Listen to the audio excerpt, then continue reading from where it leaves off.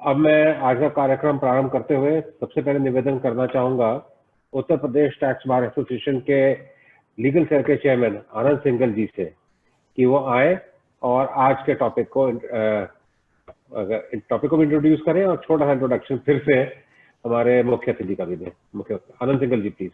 Thank you. आज दिनेश जी के बारे में मुझे दोबारा कहने का तो कोई अर्थ ही नहीं बनता, क्यों दिनेश भैया ने अपने जितने भी 2 बार कम से कम यहाँ हम लोग के वेबिनार में शामिल हो चुके हैं, उसके अलावा कितने भी सेमिनार्स में शामिल हुए हैं, तो हम सभी उनसे बखूबी वाकिफ हैं।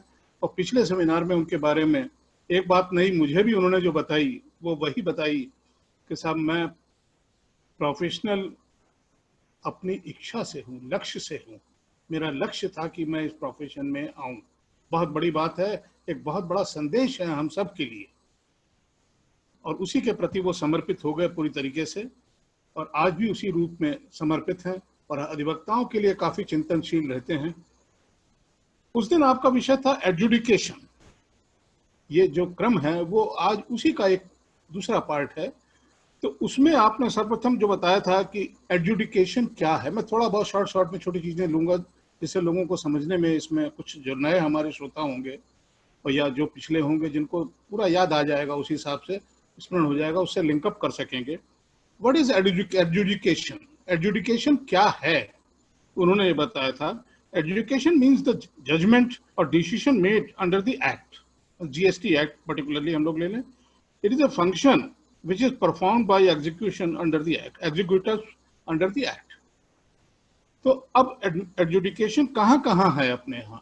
तो मुख्य रूप से जो आपने बताया कि 73, 74, 75 इनके अंदर हमारा जो है ये मुख्य रूप से है, जिसके अंदर आपको विशद रूप से एडजुडिकेशन मस्ट है। तो अब एडजुडिकेशन क्या क्या किस तरह से आप परफॉर्म करेंगे? What is the procedural fairness? क्या फेयरनेस क्या होगी, इसका प्रोसेस क्या होगा?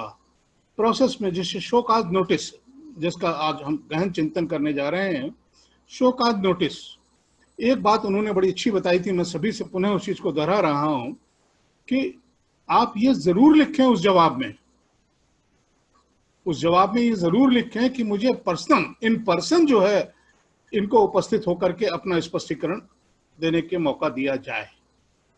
बहुत फार रीचिंग है ये, समझ लें हम सब, क्योंकि हम जितने बेहतर तरीके से शोकाज नोटिस का जवाब बना ले गए, उनके लिए अनआंसर्ड कोई ना कोई सारी चीजें वो फॉलो नहीं करेंगे और ना करते हैं।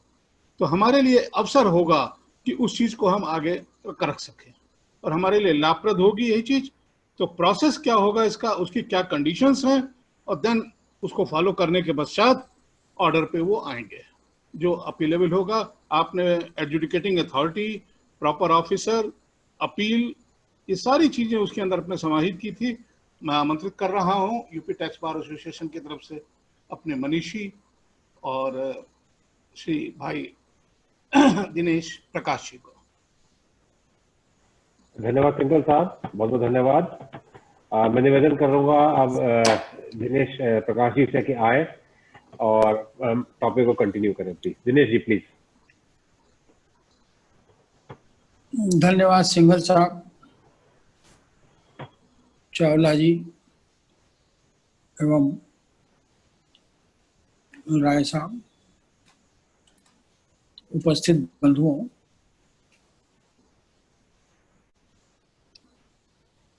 मैं अपने वक्तव्य को शोकाज नोटिस से शुरुआत करने के पहले ये चाहता हूँ कि बहुत जल्दी पार्ट 1 में मैंने क्या कहा था और आप लोगों के साथ क्या समझा बूझा था उसको रिवाइज करा दूं, जिससे कि हम लोगों के लिए पार्ट 2 पर अग्रसर होने में आसानी रहे और पार्ट 2 को सारे भाई आत्मसात कर सकें। हमने पार्ट 1 में यह देखा था और सिद्ध किया था कि 73-74 की कार्रवाइयां एडजुडिकेशन प्रोसीडिंग्स हैं। हमने एडजुडिकेशन की परिभाषा पर दृष्टिपात किया था और अति संक्षेप में हमने पाया था कि अधिनियम के प्रावधानों में जहां जहां पर कोई आदेश पारित करने की शक्ति अधिकारी को दी गई है और ऐसा आदेश हियरिंग, ट्रायल, वेमेंट ऑफ एविडेंस के बाद पारित किया जाना है, वहां वहां एडजुडिकेशन प्रोसीडिंग विद्यमान है। तो खाली 73-74 में ही एडजुडिकेशन विद्यमान नहीं है, अन्य प्रावधानों में भी यह विद्यमान है। हमको एडजुडिकेशन के इंग्रेडिएंट्स को देखना पड़ेगा उस प्रावधान के परिप्रेक्ष्य में जिसमें हम जानना चाहते हैं कि इसमें एडजुडिकेशन है या नहीं।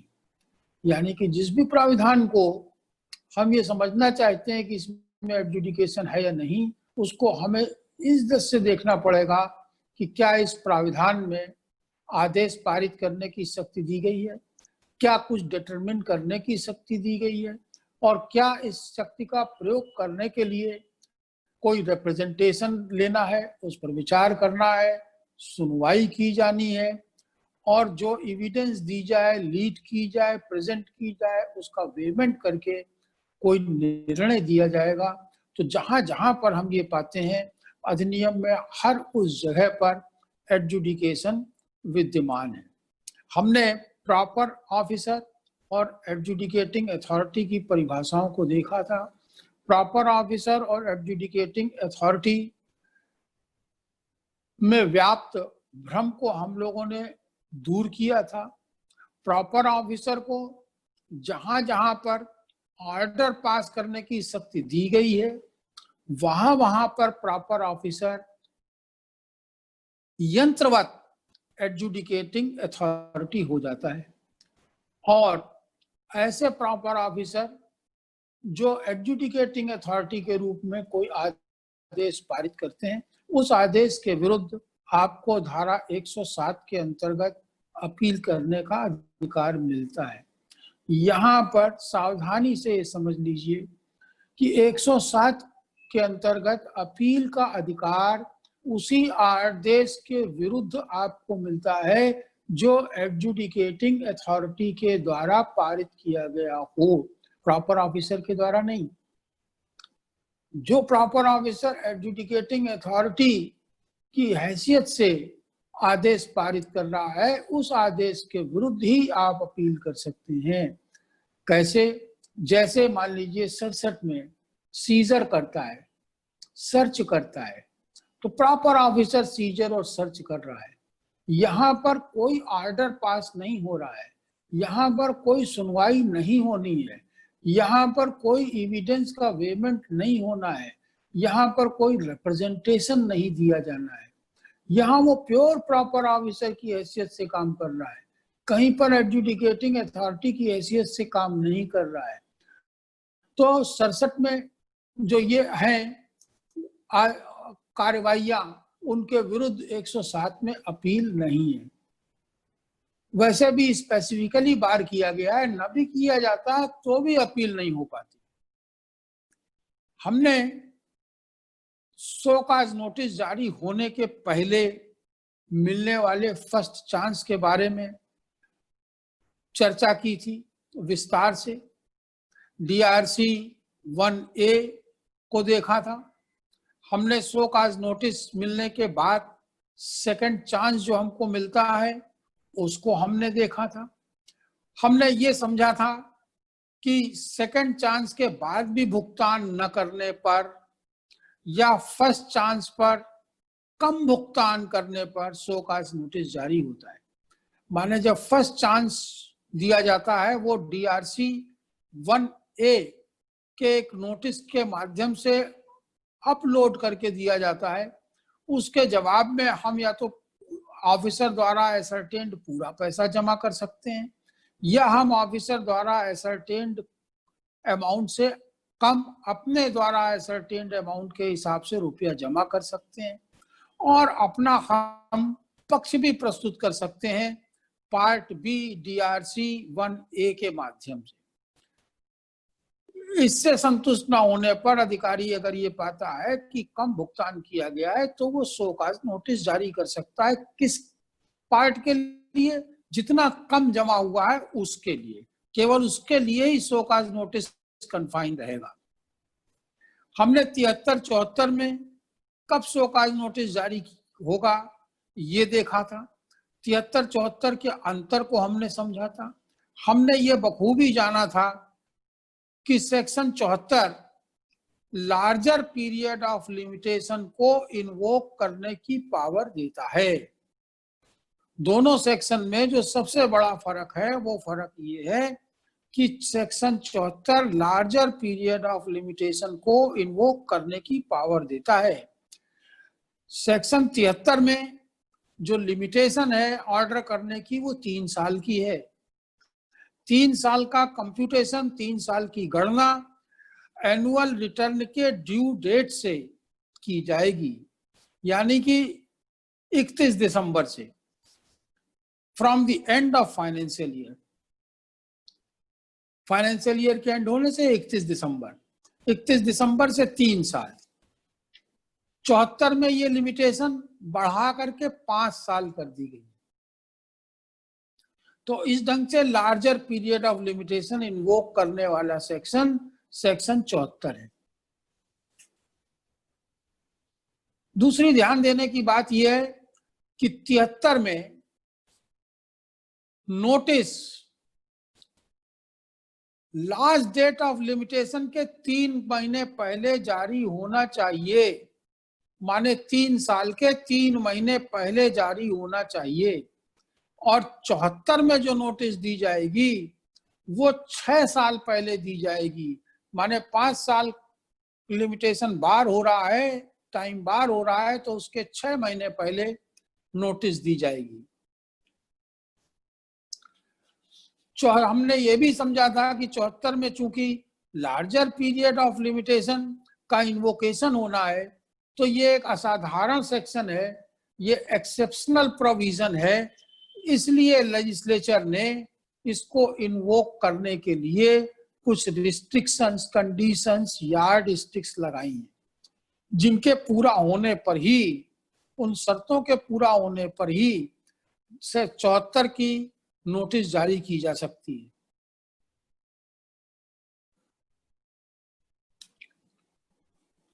चौहत्तर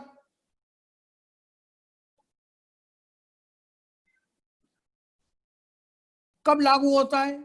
जब टैक्स न दिया जाए या टैक्स कम दिया जाए या इनपुट टैक्स गलत ढंग से अवेल किया जाए या उपयोग कर लिया जाए, यूटिलाइज कर लिया जाए या गलत रिफंड दे दिया जाए।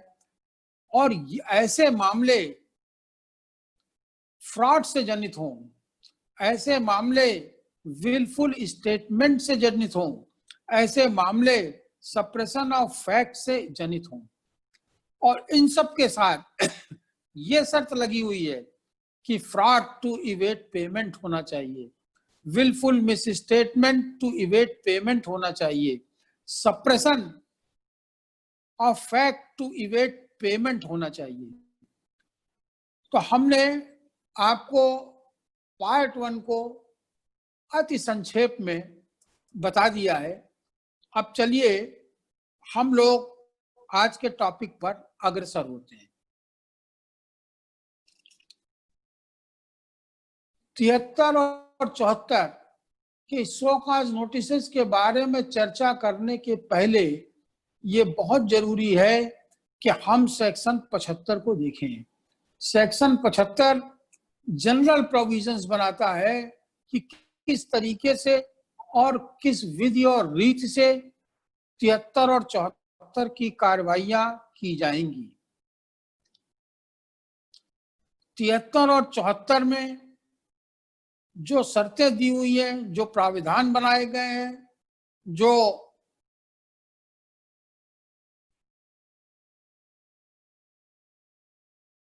जिन प्रावधानों को अधिनियमित किया गया है उन प्रावधानों का यदि उल्लंघन होता है तो 73-74 के आदेश अवैध करार करने के लिए पर्याप्त आधार होगा कि 75 का उल्लंघन हुआ है किसी भी प्रोविजन का, तो 73-74 का आदेश इलीगल होगा, सस्टेन नहीं करेगा, वो रद्द किए जाने योग्य होगा। तो 75(4) हम सबसे पहले उसकी ओर आपका ध्यान आकर्षित करते हैं। 75(4) ये कहता है कि अगर स्पष्टीकरण के साथ एसएससी ने अपॉर्चुनिटी ऑफ हियरिंग मांगी है तो उसको आदेश पारित करने के पूर्व अपॉर्चुनिटी ऑफ हियरिंग दी जाएगी।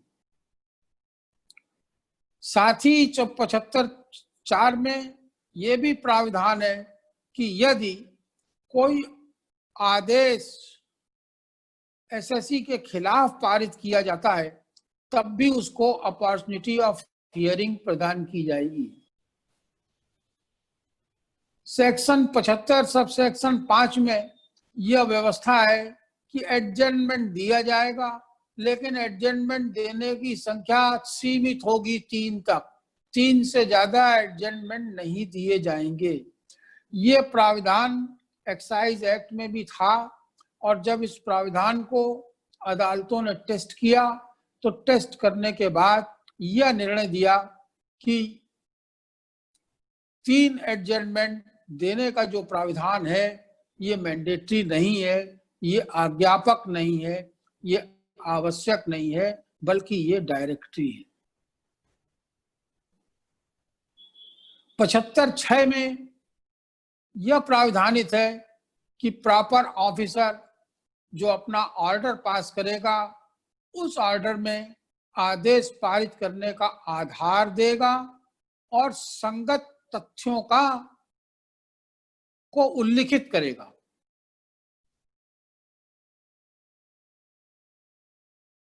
75(7) में यह निर्देश दिया गया है कि जो ऑर्डर आप पास करेंगे, जो डिमांड ऑर्डर पास करेंगे वो और उससे जो डिमांड निकालेंगे वो शोकाज नोटिस में स्पेसिफाइड अमाउंट से अधिक की डिमांड आप नहीं निकाल सकेंगे। माने 75(7) ये कहता है, मैं दूसरे शब्दों में कह रहा हूं कि शोकाज नोटिस में स्पेसिफाइड अमाउंट से अधिक की डिमांड एडजुडिकेशन ऑर्डर से नहीं निकाली जा सकती है। अगर निकाली जाती है तो अवैध होगा। 75(10) ये कहता है कि अगर आदेश 3 साल में या 5 साल में इशू नहीं होता है तो सारी प्रोसीडिंग्स डीम की जाएंगी कि कंक्लूड हो गई है, सब प्रोसीडिंग खत्म हो गई मानी जाएंगी।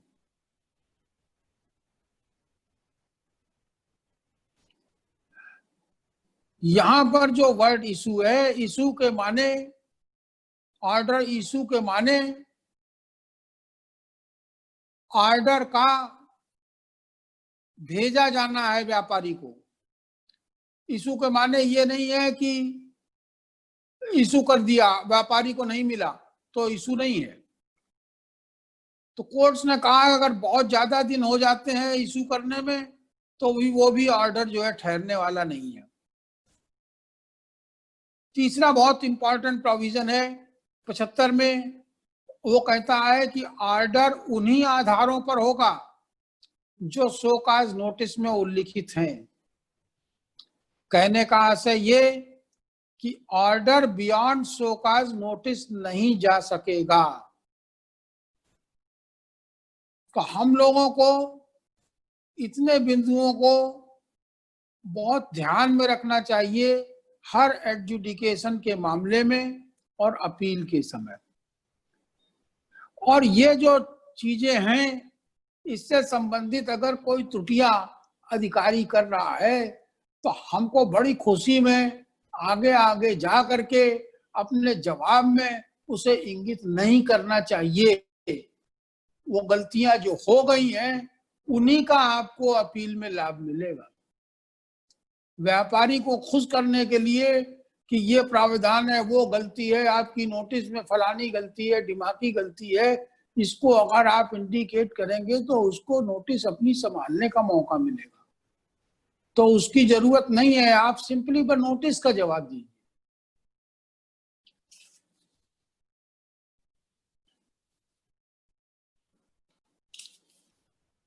अब आप जब 73 और 74 पर दृष्टिपात करेंगे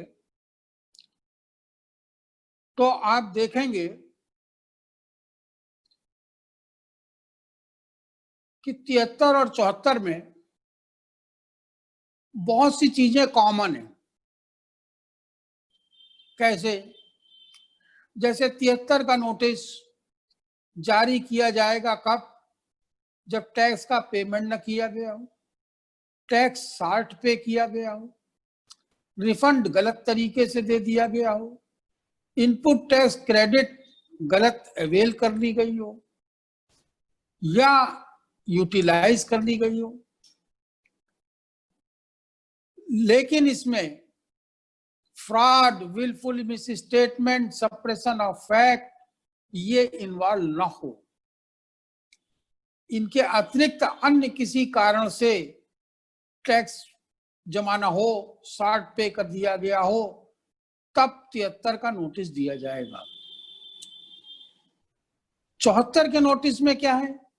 74 के नोटिस में वही तत्व हैं कि टैक्स का पेमेंट न किया गया हो, टैक्स कम जमा कर दिया गया हो, गलत तरीके से रिफंड कर दिया गया हो, इनपुट टैक्स क्रेडिट गलत ले लिया गया हो या यूटिलाइज कर लिया गया हो। उसमें भी यही तत्व विद्यमान है। लेकिन अंतर क्या है सबसे बड़ा? कि ये सब घटनाएं घटित होनी चाहिए फ्रॉड के कारण या एनी विलफुल स्टेटमेंट के कारण या सप्रेशन ऑफ फैक्ट के कारण।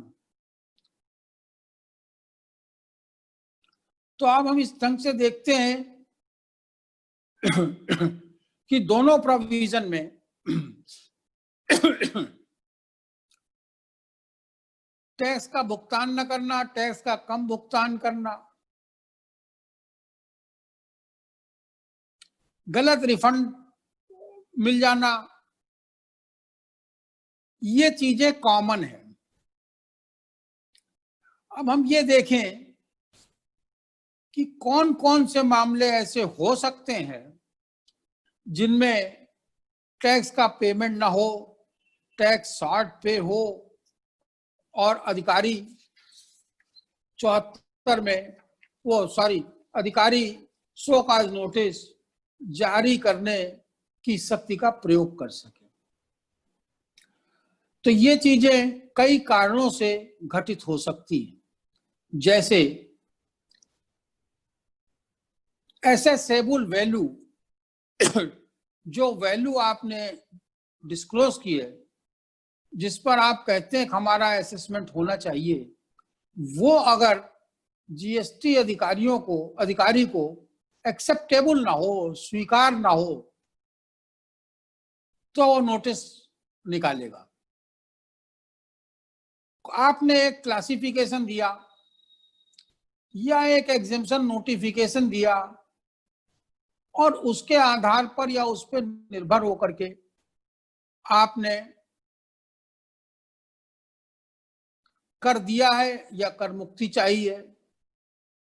आपके द्वारा दिया गया क्लासिफिकेशन या एग्जेम्पशन नोटिफिकेशन अधिकारी को एक्सेप्टेबल नहीं है, वो उसे स्वीकार नहीं करता है, तब जीएसटी अथॉरिटी आपको नोटिस दे सकती है, शो कॉज नोटिस दे सकती है। आपने जीएसटी कंसेशनल रेट से पे किया है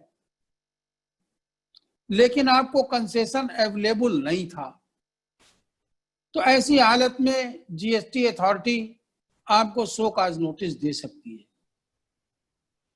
आपने माल का क्लैंडस्टाइनली रिमूवल कर दिया है। क्लैंडस्टाइनली माने अकाउंट के बाहर गलत तरीके से एक्ट के प्रोविजंस के खिलाफ रिमूवल कर दिया है। क्योंकि रिमूवल पर ही टैक्स लगना है इस अधिनियम के अंदर। इस अधिनियम के अंतर्गत टैक्स का इंसिडेंस माल के रिमूवल पे आता है। तो क्लैंडस्टाइनली आपने माल रिमूव कर दिया हो, या आपने माल की अकाउंटिंग नहीं की है, उसको लेखाबद्ध नहीं किया है, तब अधिकारी शो कॉज नोटिस आपको जारी कर सकता है। आपने माल का क्लियरेंस कर दिया है किसी डमी यूनिट के नाम से, उस समय अधिकारी आपके विरुद्ध कारण बताओ नोटिस जारी कर सकता है। टैक्स को एरोनियसली रिफंड कर दिया गया है, तब अधिकारी आपके विरुद्ध कारण बताओ नोटिस जारी कर सकता है। अगर ये सारे कृत्य फ्रॉड के कारण हैं, विलफुल स्टेटमेंट के कारण हैं, या सप्रेशन ऑफ फैक्ट के कारण हैं, और इस उद्देश्य से किए गए हैं कि टैक्स को इवेट किया जाए, तब धारा 74 के अंतर्गत कारण बताओ नोटिस जारी होगा। अन्यथा धारा 73 के अंतर्गत कारण बताओ नोटिस जारी होगा। मैं समझता हूं कि ये पार्ट आपको समझ में आ गया होगा। अब जब आप सेक्शन 74 को देखेंगे तो आप पाएंगे कि ये एक फ्रेज है, to evade tax. To evade tax phrase common है। जब आप पढ़ेंगे फ्रॉड, तो फ्रॉड के साथ भी टू इवेट टैक्स लगा है।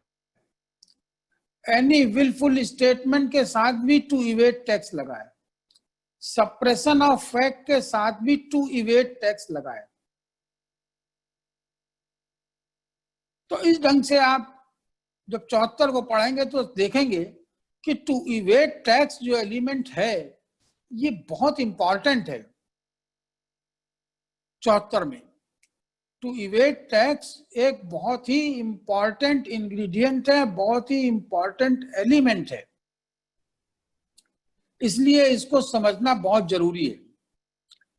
क्योंकि खाली फ्रॉड, खाली विलफुल स्टेटमेंट ऑफ फैक्ट, खाली सप्रेशन ऑफ फैक्ट अगर विदाउट इवेजन ऑफ टैक्स किया जाता है तब 74 लागू नहीं होगा।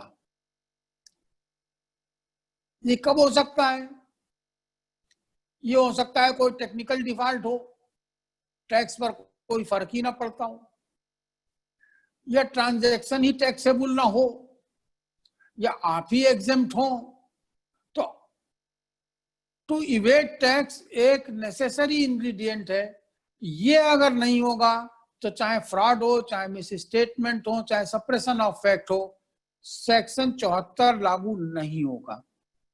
इसलिए हमें ये समझना बहुत जरूरी है रियल सेंस में टू इवेट का मतलब क्या है।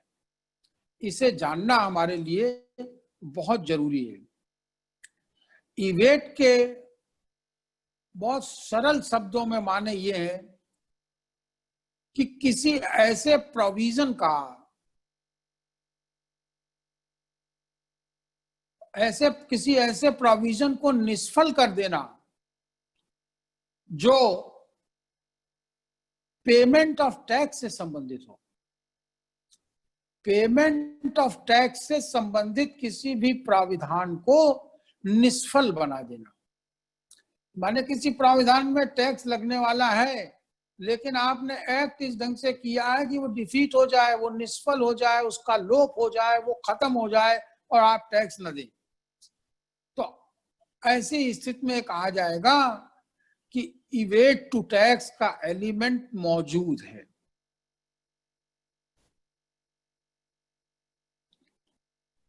इवेट टू टैक्स में एक मेंटल कंडीशन बहुत जरूरी है कि जानबूझ करके, डेलिबरेटली अवॉइड किया गया हो पेमेंट, भुगतान करने से बचा गया हो जानबूझ करके, उस टैक्स को जो टैक्स लॉ के अंतर्गत दिया जाना है, विधि के अंतर्गत दिए जाने वाले टैक्स से जानबूझकर बचने का काम टू इवेट टैक्स है। जहां पर संदेह हो सकता है कि टैक्स पेएबल है या नहीं पेएबल है, वहां पर इवेट टू टैक्स एलिमेंट नहीं है। ऐसा सुप्रीम कोर्ट ने Tamil Nadu housing board versus CCE 1994-74 ELT 9 supreme court में कहा है कि where there was a scope of doubt whether tax was payable or not, it is not to evade tax.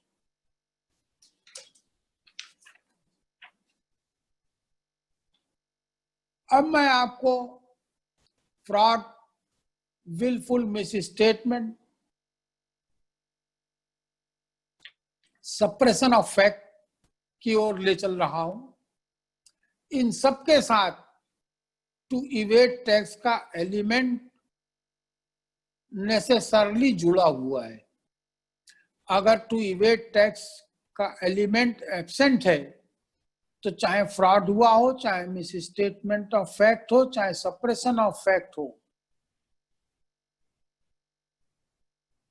74 की शर्तें पूरी नहीं होंगी और 74 लागू नहीं होगा। Fraud to evade tax, fraud की कोई परिभाषा जीएसटी अधिनियम में या नियमावली में नहीं दी गई है।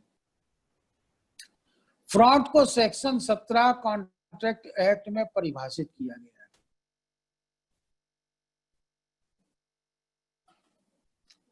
मैं 17 कॉन्ट्रैक्ट एक्ट के उलझाव की ओर आपको नहीं ले जाना चाहूंगा। मैं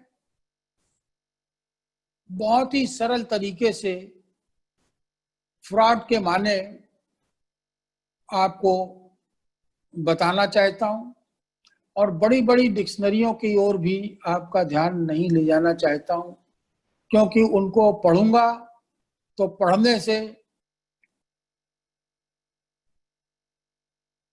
वो सुपाच्य नहीं हो पाएगा और जो हमारे छोटे भाई हैं वो उसको समझने में समर्थ नहीं होंगे। और मेरा उद्देश्य ये है कि मैं आखिरी व्यक्ति के लिए बोल रहा हूं, इसलिए मैं सरल सुगम भाषा में फ्रॉड का मतलब समझाना चाहता हूं। फ्रॉड वास्तव में एक प्रकार का प्रस्ताव करना है। एक तथ्य से संबंधित अगर आप प्रस्ताव करते हैं और आप जानते हैं, आपको विश्वास है कि इस प्रस्ताव के जो तथ्य हैं वो असत्य हैं, तो आप फ्रॉड कर रहे हैं। फ्रॉड के माने किसी कोई तथ्यात्मक प्रस्ताव करना और वो तथ्यात्मक प्रस्ताव ऐसा है जिसके बारे में आपको ये विश्वास हो कि मेरा ये तथ्यात्मक प्रस्ताव गलत है, तो आप फ्रॉड करते हैं। बहुत सिंपल भाषा में ये, सामान्य भाषा में फ्रॉड को डिसीट, धोखा, ट्रिकरी, चालबाजी, धोखा देना कहते हैं। इसको धोखेबाजी, प्रवंचना भी इसको कहते हैं। इसको मिसरिप्रेजेंटेशन भी कहते हैं, माने झूठा बयान करना, गलत ढंग से किसी चीज को पेश करना, तोड़ मरोड़ कर बताना, ये सब फ्रॉड की डेफिनेशन में आते हैं। सुप्रीम कोर्ट ने Cosmic Dye and Chemical versus CCE AIR 1963 Supreme Court 1572 में ये कहा है, जिसे हम बहुत संक्षेप में बता रहे हैं, कि फ्रॉड के अंदर intention to evade tax inbuilt होता है। जहां भी फ्रॉड वर्ड आएगा वहां पर intention to evade tax inbuilt होगा। इंटेंशन टू इवेड टैक्स के बिना फ्रॉड नहीं होगा। फ्रॉड के माने जानबूझकर किया गया ऐसा कृत्य है जो धोखाबाजी है।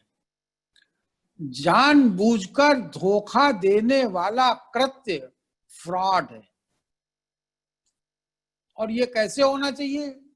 इसकी डिजाइन होनी चाहिए, ये इस उद्देश्य से किया जाना चाहिए या किया गया हो कि किसी दूसरे से अवांछित अनफेयर एडवांटेज आप उठाएं, किसी व्यक्ति से गलत लाभ उठाने के लिए जानबूझकर धोखा देने वाला कृत्य फ्रॉड है। माने दूसरे से एडवांटेज उठाना, ऐसा एडवांटेज उठाना जो एडवांटेज आपको मिलना नहीं चाहिए, अनफेयर है, गलत एडवांटेज है, वो आप गलत एडवांटेज उठाते हैं जानबूझ करके धोखा देकर, तो ये जो है ऐसा कृत्य फ्रॉड है।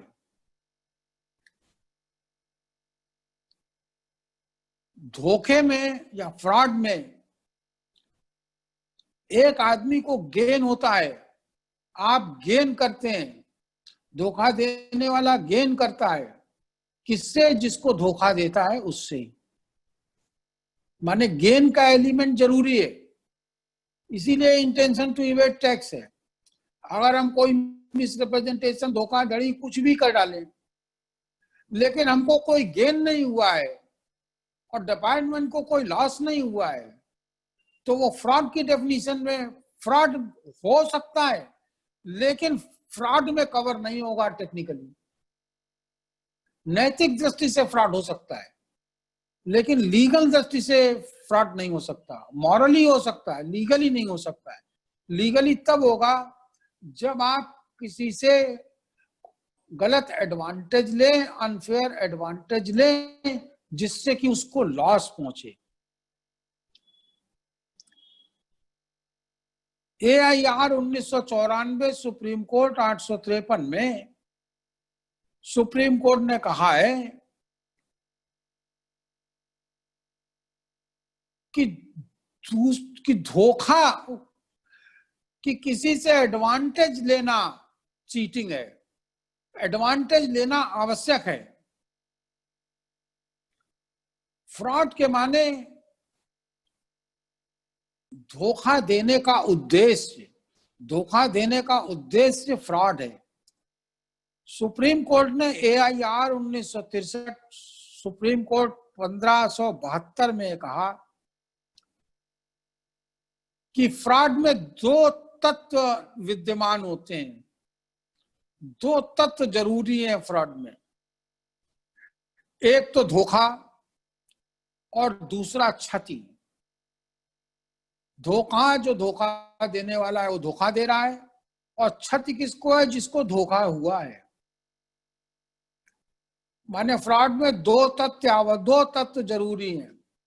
एक तो धोखा जरूरी है, और दूसरा जिसको धोखा दिया गया है उसको चोट पहुंचनी चाहिए, उसको इंजरी पहुंचनी चाहिए, उसको क्षति पहुंचनी चाहिए, उसको नुकसान पहुंचना चाहिए। ये सिविल लॉ से संबंधित है, इसलिए सुप्रीम कोर्ट ने कहा कि इंजरी के माने किसी भी तरीके का हार्म, चाहे आदमी की बॉडी का हो, चाहे उसके मस्तिष्क का हो, चाहे उसकी रेपुटेशन का हो, या अन्य कोई हानि हो। लेकिन जब इस जजमेंट को हम अप्लाई करेंगे रेवेन्यू में, तो फिर लॉस ऑफ रेवेन्यू एक नेसेसरी एलिमेंट है कि अगर लॉस नहीं होता है रेवेन्यू को, तो फ्रॉड नहीं होगा।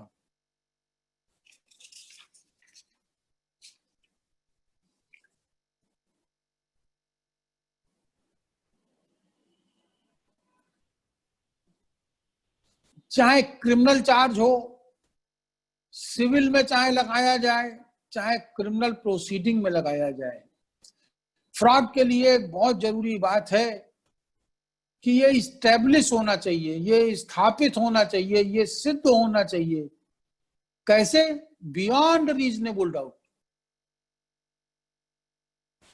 युक्त संदेह के से परे जा करके सिद्ध किया जाना चाहिए कि ये फ्रॉड किया गया है। ये बहुत पुरानी प्रीवी काउंसिल की रूलिंग पर बेस्ड है, AIR 1941 प्रीवी काउंसिल 93। दूसरा, फ्रॉड के लिए बहुत जरूरी है कि जो पार्टी फ्रॉड को प्लीड करती है, जो पार्टी ये अभिवचन करती है कि उसके साथ फ्रॉड हुआ है, वो फ्रॉड के संपूर्ण विस्तृत विवरण को दे अपनी प्लीडिंग में। इसको जब रेवेन्यू में हम अप्लाई करेंगे तो कारण बताओ नोटिस में फ्रॉड का विस्तृत विवरण होना चाहिए, जिससे कि वो बतावे कि ये तथ्य हैं, ये विवरण है, इस तरीके से आपने फ्रॉड किया है। केवल फ्रॉड वर्ड का इस्तेमाल कर देने से फ्रॉड नहीं होगा। सुप्रीम कोर्ट ने इस बात को कहा है AIR 1951 सुप्रीम कोर्ट 280 में कि जनरल एलिगेशन जो फ्रॉड का है वो इनसफिशिएंट है, उसका कोर्ट कोई नोटिस नहीं लेती। तो जो हमने आपको ही बताया कि फ्रॉड के कंप्लीट पर्टिकुलर्स देने होंगे। अगर कंप्लीट पर्टिकुलर्स फ्रॉड के नहीं है तो नोटिस बेकार हो जाएगा। तो ध्यान रखना है कि अगर ऐसा नोटिस आवे तो बड़े खुशी खुशी जवाब में अफसर को ये दिखाने के लिए कि हम बहुत काबिल हैं, ये मत लिखिए कि तुमने पूरे विवरण नहीं दिए, फलाना नहीं दिया, फलानी रूलिंग है वो ये कहती है कि पूरे विवरण देने हैं, नहीं तो तेरी नोटिस बेकार है। तो उससे तुम नोटिस को उसकी संभालने का मौका दोगे, तुम्हारा ये काम नहीं है। तुम केवल नोटिस का जवाब दो, तुम खाली कह दो हमने फ्रॉड नहीं किया है और तुम्हारी नोटिस से कोई फ्रॉड नहीं बनता है, जिससे कि तुम अपील में कह सको कि पूरे पर्टिकुलर्स नहीं थे, ये तो एक जनरल एलिगेशन था इसलिए नोटिस अवैध है। ये मैंने एक व्यवहारिक साइड बताई आपको। अब मैं आपको विलफुल मिस स्टेटमेंट क्या है यह बताने जा रहा हूं। विलफुल मिस स्टेटमेंट के साथ भी टू इवेड टैक्स लगा हुआ है। यहां पर भी टू इवेड टैक्स एक जरूरी एलिमेंट है। जब तक टू इवेड टैक्स नहीं होगा, विलफुल स्टेटमेंट लाख हुआ करे, 74 का मामला नहीं बनेगा। विलफुल स्टेटमेंट को भी मैं उसी तरीके से जिस तरीके से मैंने फ्रॉड को बताया है वैसे आपको बताने जा रहा हूं। डिक्शनरी या लॉ लेक्सिकॉन और इनका सबका बिना उल्लेख किए हुए, क्योंकि उससे कॉम्प्लेक्सिटी पैदा हो जाती है और नवीन अधिवक्ता बस उसको पढ़ता है और सर से निकल जाता है। तो मैं इसको भी बहुत टूटी फूटी भाषा में सरल तरीके से बताने का प्रयास कर रहा हूं।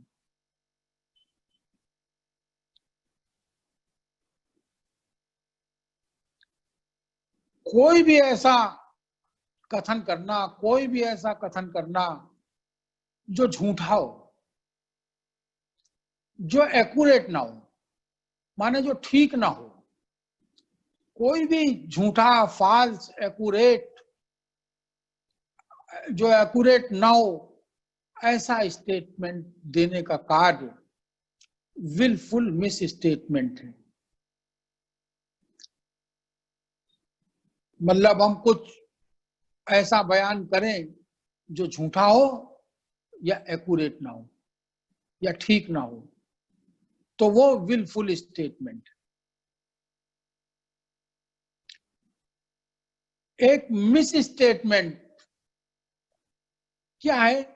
मिस स्टेटमेंट एक इनकरेक्ट स्टेटमेंट है, गलत किया गया बयान है या झूठी सूचना देना है। इनकरेक्ट स्टेटमेंट और the giving of false information, झूठी सूचना देना या झूठा स्टेटमेंट देना।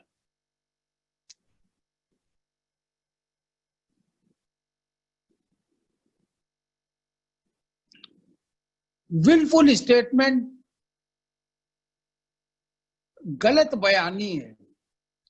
विलफुल स्टेटमेंट एक ऐसा बयान है जो आदमी को गुमराह करे, उसको गलत मार्ग दिखाए।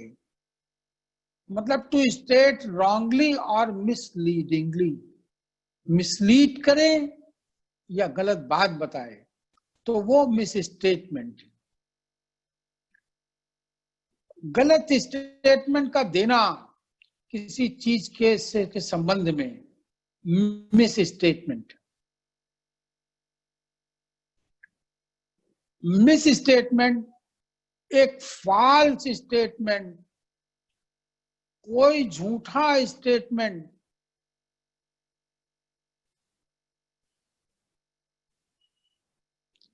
अगर जानबूझकर और सउद्देश्य दिया जाता है तो वो विलफुल हो जाता है। माने एक झूठा स्टेटमेंट जो जानबूझ करके उद्देश्य के साथ जो दिया जाए, वैसा स्टेटमेंट विलफुल हो जाता है। माने अभी हमने आपको मिस स्टेटमेंट बताया था, हम बता रहे हैं विलफुल कब होगा। विलफुल स्टेटमेंट कब होगा? जब स्टेटमेंट फॉल्स हो, और ऐसा फॉल्स स्टेटमेंट जानबूझ करके निहित उद्देश्य के साथ दिया जाए, तो ऐसा स्टेटमेंट विलफुल हो जाएगा और इस अधिनियम की परिधि में आ जाएगा। लेकिन अगर कोई स्टेटमेंट एक्सीडेंटली दिया गया है, अकस्मात दे दिया गया, इनएडवर्टेंट होकर के दे दिया गया, तो ऐसा स्टेटमेंट मिस स्टेटमेंट विलफुल नहीं होगा। तो माने एक्सीडेंटल और इनएडवर्टेंस में दिया गया स्टेटमेंट विलफुल स्टेटमेंट नहीं होगा और ऐसा कोई कृत्य धारा 74 की परिधि के अंतर्गत नहीं आएगा।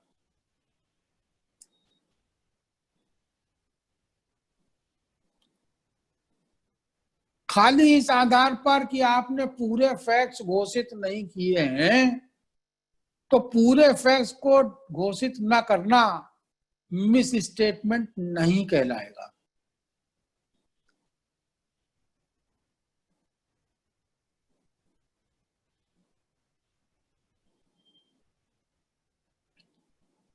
विलफुल के माने with intention to evade tax है।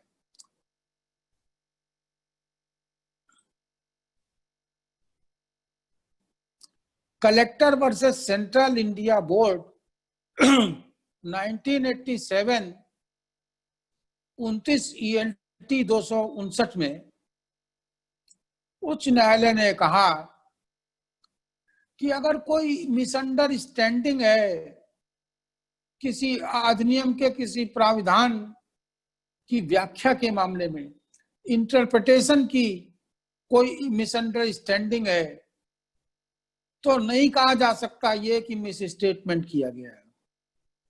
अगर किसी अधिनियम के किसी प्राविधान के इंटरप्रिटेशन को लेकर के कोई मिसअंडरस्टैंडिंग में आप कोई स्टेटमेंट दे देते हैं या कोई घोषणा कर देते हैं, तो ऐसी घोषणा को मिस स्टेटमेंट नहीं माना जाएगा। किसी नोटिफिकेशन का आप गलत व्याख्या कर देते हैं और उस गलत व्याख्या के आधार पर अपने कर दायित्वों को डिस्चार्ज करते हैं, उनको उन्मोचित करते हैं, तो ऐसा स्टेटमेंट मिस स्टेटमेंट नहीं होगा।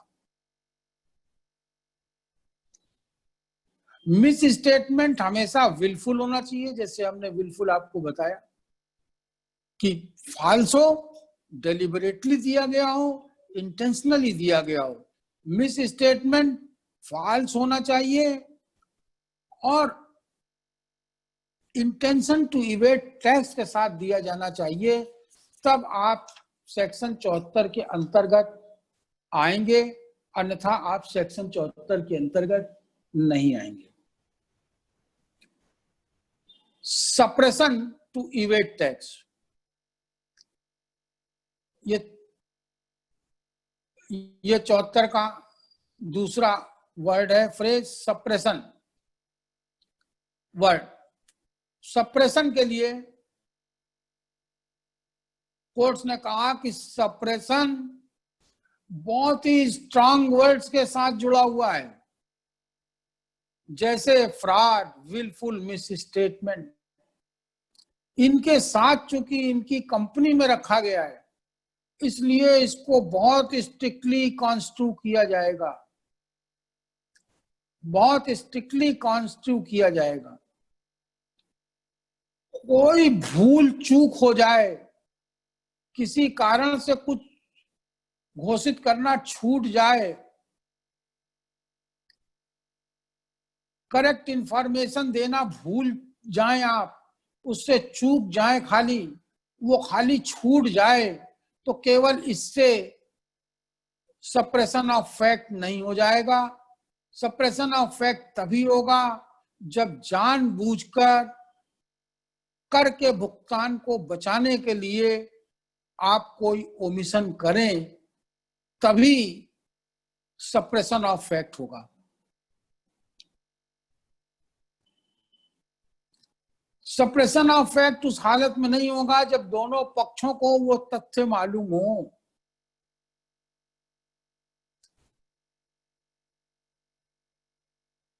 तब सप्रेशन ऑफ फैक्ट नहीं होगा।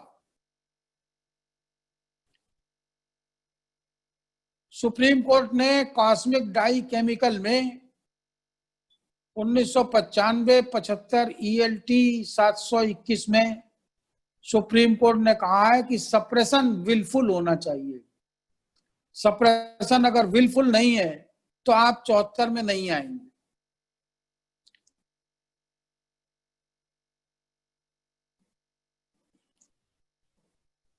फुल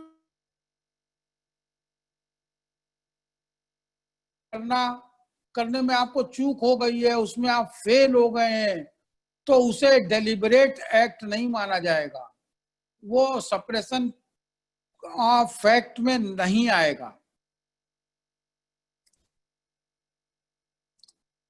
कोई ऐसा फैक्ट जिसको डिस्क्लोज किया जाना आवश्यक नहीं है, उसको अगर आपने डिस्क्लोज नहीं किया है तो वो सप्रेशन में नहीं आएगा। माने नोटिस आया उनका, ये आपने सप्रेस कर लिया है, तो आपको सबसे पहले देखना चाहिए कि जो फैक्ट वो सप्रेस करने के लिए कह रहा है उसको हमें डिस्क्लोज करने की कोई जिम्मेदारी थी क्या? अगर कोई जिम्मेदारी नहीं थी हमारी तो सप्रेशन ऑफ फैक्ट में नहीं आएगा।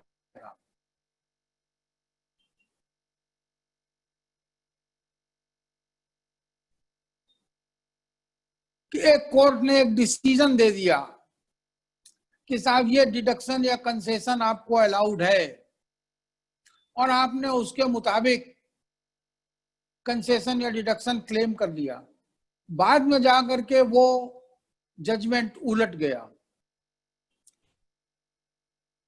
तो इसको सप्रेशन ऑफ फैक्ट में नहीं माना जाएगा।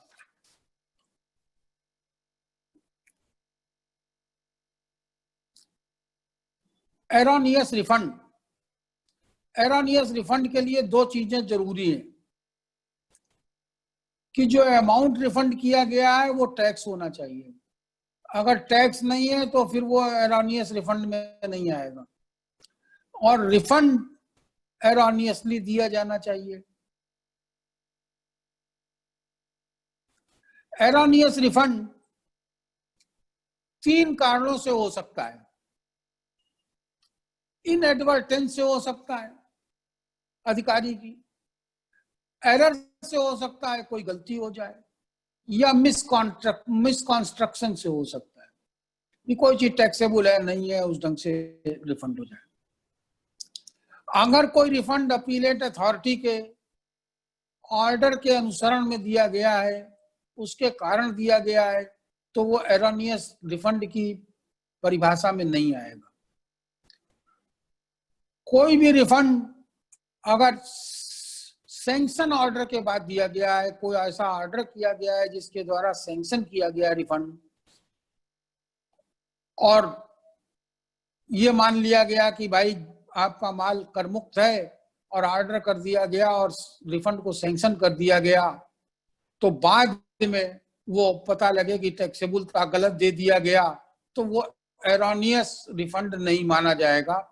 ऐसा मध्य प्रदेश हाईकोर्ट ने Manoj tin containers versus union 1984 15 ELT 80 में कहा है। अगर किसी एडजुडिकेटिंग अथॉरिटी ने एडजुडिकेशन किया और आपको रिफंड अलाउ कर दिया, और बाद में हुआ ये कि साहब बड़े आपको गलत दे दिया गया, फलाना है, तो वो एरोनियस रिफंड में नहीं आएगा। विभाग के पास केवल एक ही तरीका रह जाएगा कि वो एडजुडिकेटिंग अथॉरिटी के आदेश के खिलाफ रिवीजन करे अंडर सेक्शन 108। अब मैं शोकाज नोटिस पे आता हूँ, टाइम बहुत हो गया, अब जल्दी जल्दी करता हूँ। शोकाज नोटिस की पहली शर्त यह है कि राइटिंग में होनी चाहिए।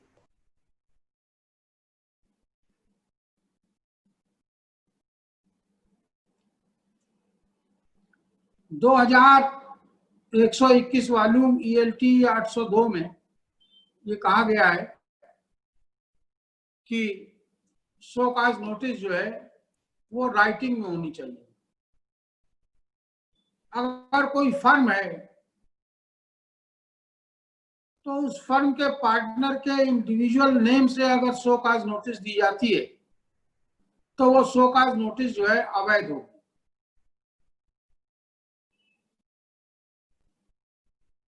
SSC चाहे अपनी लायबिलिटी एडमिट ही क्यों ना कर ले, तो भी आपको शोकाज नोटिस देनी पड़ेगी। Balaji vegetables versus CCE 1999 108 ELT 802 में यह व्यवस्था प्रतिपादित की गई है कि अगर SSC अपनी लायबिलिटी को एक्सेप्ट कर ले किसी एक पीरियड के लिए, तो ऐसी दशा में भी शोकाज नोटिस आपको सब्सिक्वेंट पीरियड के लिए देनी पड़ेगी। अगर आप नोटिस नहीं देंगे तो आपकी डिमांड सस्टेन नहीं करेगी। व्यापारी अगर लेटर भी लिख के दे दे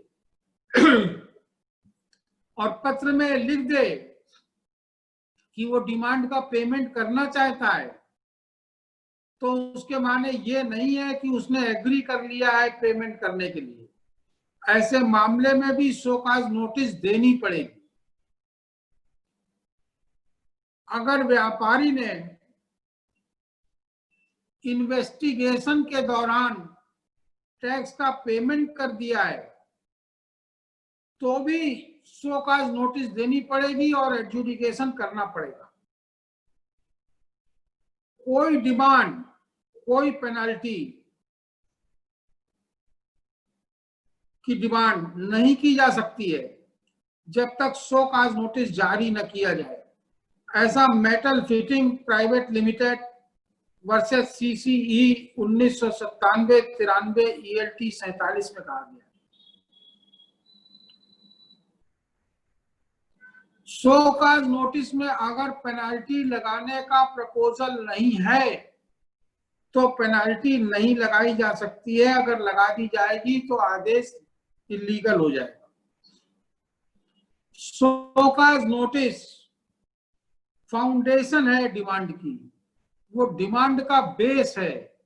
शो काज नोटिस नहीं होगी तो डिमांड ठहरेगी नहीं। बिना शो काज नोटिस के डिमांड इलीगल होगी।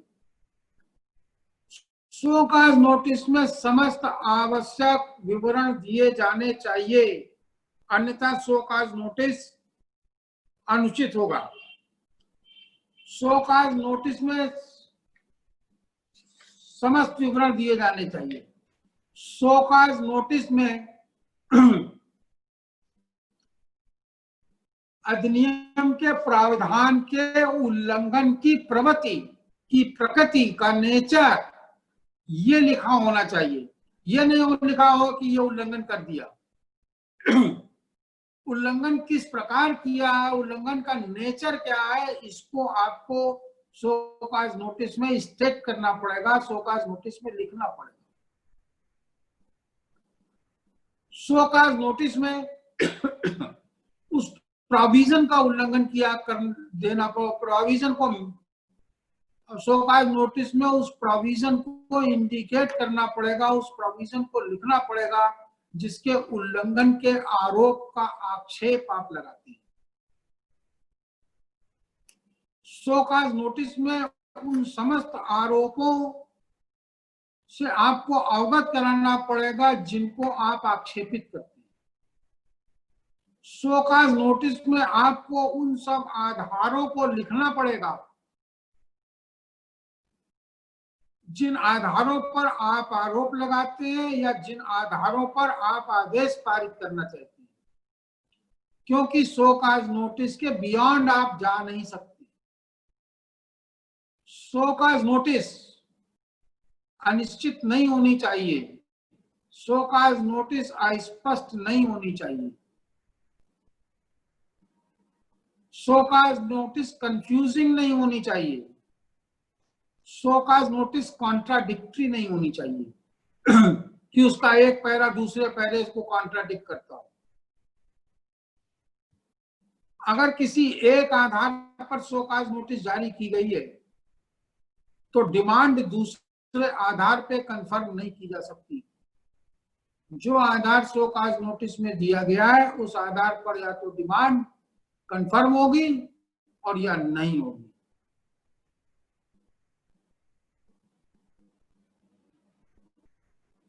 अगर पेनाल्टी लगाने का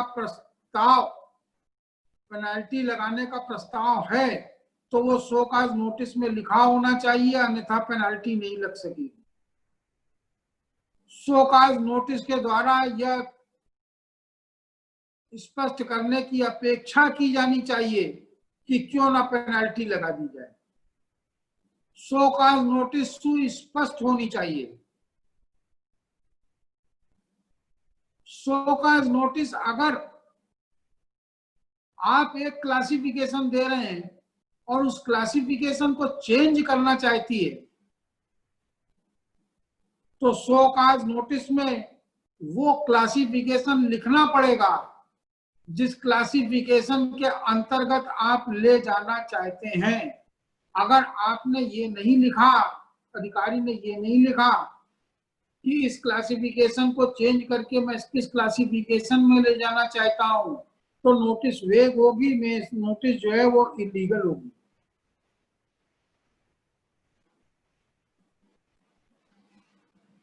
सारे आरोप शो काज नोटिस में लिखे होने चाहिए। शो काज नोटिस में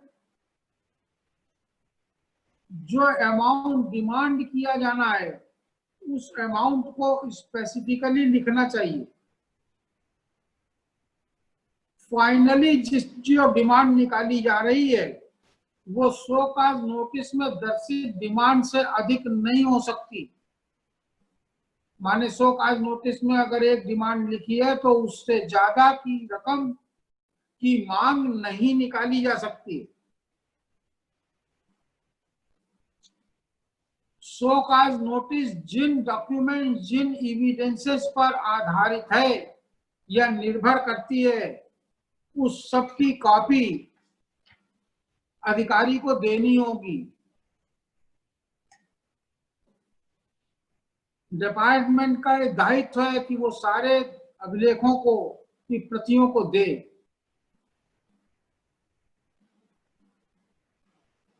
डॉक्यूमेंट का के इंस्पेक्शन करने का केवल मौका दे देना पर्याप्त नहीं होगा, कॉपियां देना जरूरी है।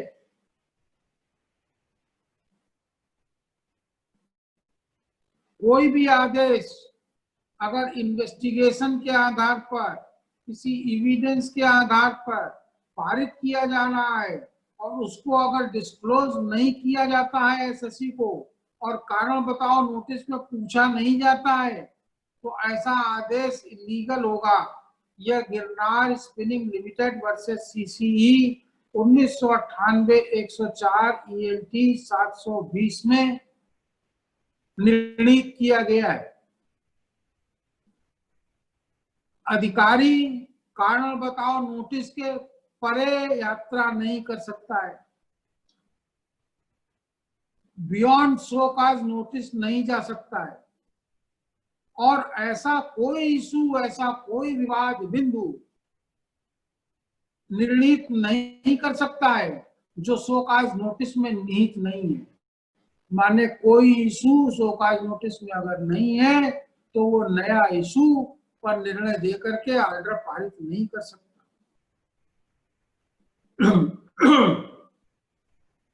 ये ध्यान रखने वाली बात है, इसको मैं दोबारा कह रहा हूं, पार्ट 1 में भी कह चुका हूं कि शो कॉज नोटिस अपलोड नहीं होगी इलेक्ट्रॉनिकली।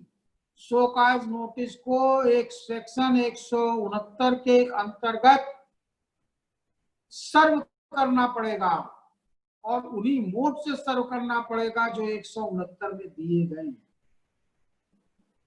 अगर एसएससी के खिलाफ कोई आदेश पारित किया जाता है तो आपको सुनवाई का मौका मिलेगा, सुनवाई का मौका देना पड़ेगा, ओरल हियरिंग का। एक बहुत इंपॉर्टेंट बात यह है कि इंटेक वर्सेस सीसीई 2003 152 ELT 311 में यह व्यवस्था प्रतिपादित की गई है कि एडजुडिकेशन का ऑर्डर एक्स पार्टी तभी पारित किया जाएगा जबकि व्यापारी को एक नोटिस दे दिया गया हो इस आशय का कि अगर अब वो जवाब नहीं देगा तो एक्स पार्टी ऑर्डर पारित कर दिया। एक्स पार्टी ऑर्डर पारित करने के पहले एक्स पार्टी ऑर्डर पारित करने के आशय का नोटिस दिया जाना चाहिए। अगर ओरल एविडेंस पर निर्भर किया जा रहा है किसी की, तो क्रॉस एग्जामिनेशन का मौका देना पड़ेगा, और नहीं दिया जाएगा तो आदेश अवैध हो जाएगा। ऐसा इंडोप्लास्ट बनाम सीसीई 1994 69 ELT 39 में निर्णित किया गया। शो कॉज नोटिस के बाद ऑर्डर पास होना है। ऑर्डर की क्या रिक्वायरमेंट है, आइए देख लें। ऑर्डर में amount of tax, penalty, interest लिखा होना चाहिए। ऐसा Nihon electronic limited versus CCE 1995 75 ELT 611 में निर्देश दिया गया है। ऑर्डर शो कॉज नोटिस के बियॉन्ड नहीं जा सकता। शो कॉज नोटिस में उल्लिखित अमाउंट से ज्यादा की डिमांड कंफर्म नहीं की जा सकती है। ऑर्डर स्पीकिंग होना चाहिए, उसमें रीजंस होने चाहिए, उसमें संगत तथ्य लिखे होने चाहिए। एक बार जब एडजुडिकेटिंग अथॉरिटी ऑर्डर को पास कर देती है तो वो फंक्टस ऑफिसियो हो जाती है। ऑर्डर पास करने के बाद वो चूंकि फंक्टस ऑफिसियो हो जाती है, इसलिए वो केवल अपरेंट मिस्टेक को ही करेक्ट कर सकती है, कोई सप्लीमेंट्री ऑर्डर नहीं दे सकती, कोई एडिशनल डिमांड नहीं निकाल सकती।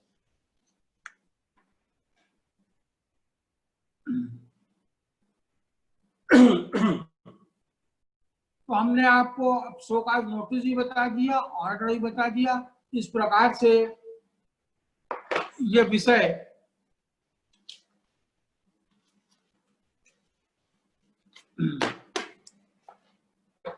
कंप्लीट हो जाता है। और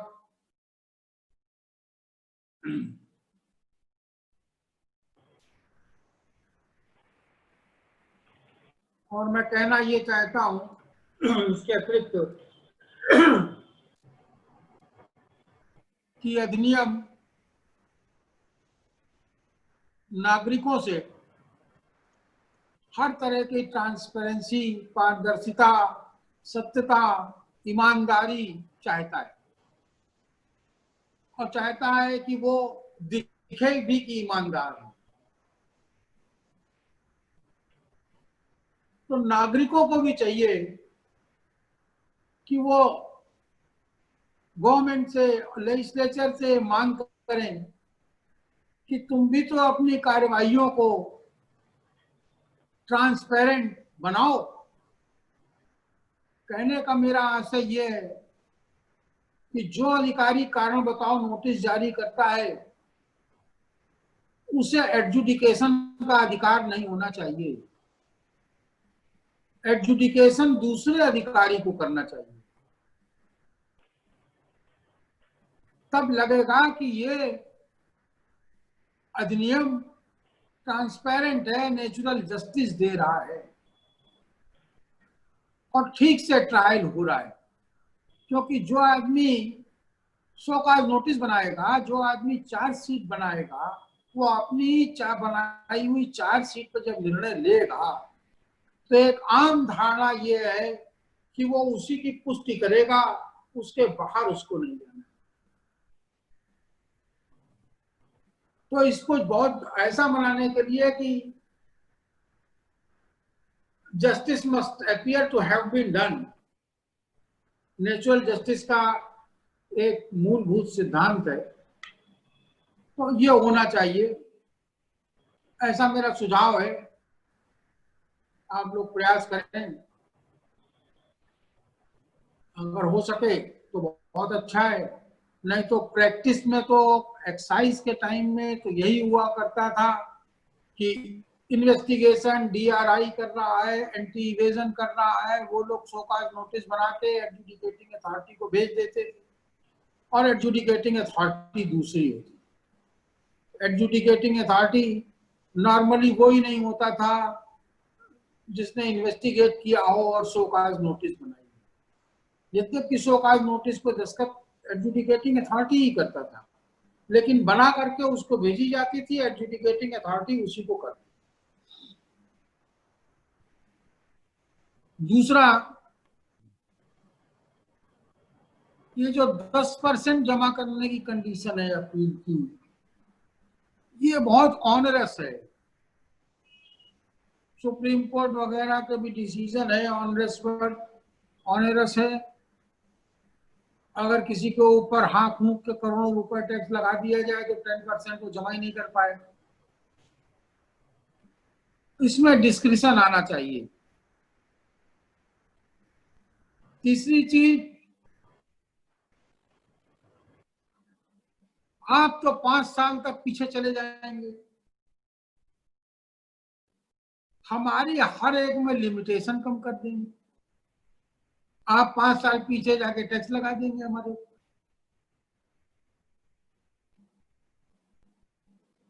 और हमें अपील की लिमिटेशन और कंडोनेशन खाली 1 महीने का। ये भी बहुत ही खराब है, इसको भी बदलाने का प्रयास करना चाहिए। और ये दोनों चीजें वकीलों के हित में है, हम व्यापारियों के हित की बात नहीं करते। वकीलों के हित में इसलिए अपील करने का जितना ज्यादा मौका होगा, वकील की उतनी आवश्यकता होगी।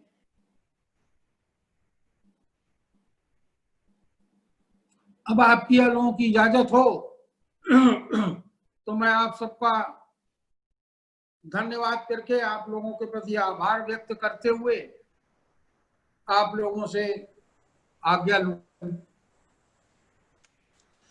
धन्यवाद सर।